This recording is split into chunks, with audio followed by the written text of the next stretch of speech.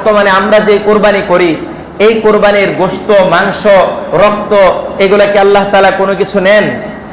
আল্লাহ তাআলা আমাদের থেকে এগুলো চান? আল্লাহ তাআলা আমাদের থেকে এগুলো চান না।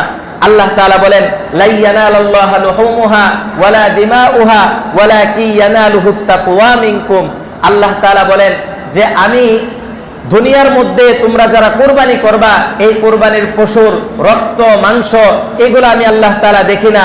আমি আল্লাহ তাআলা শুধুমাত্র লক্ষ্য করি তোমার মনের অবস্থা কি। তোমার মনের অবস্থাটা আমি নেই। আল্লাহর হাবিব সাল্লাল্লাহু আলাইহি ওয়াসাল্লাম বলেন, ইন্নাল্লাহা লা ইয়ানজুরু ইলা সুওয়ারিকুম ওয়া আমওয়ালিকুম ওয়ালাকিন ইয়ানজুরু ইলা কুলুবিকুম।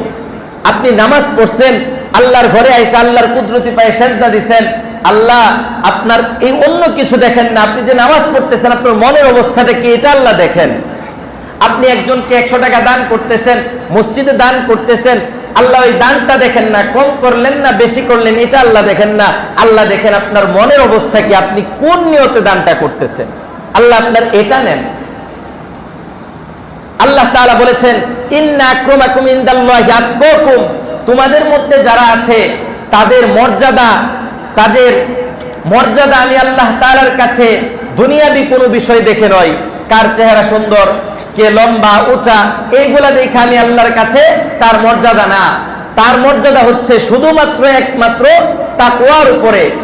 যার যত বেশি তাকওয়া, তার মর্যাদা আল্লাহর কাছে তত বেশি।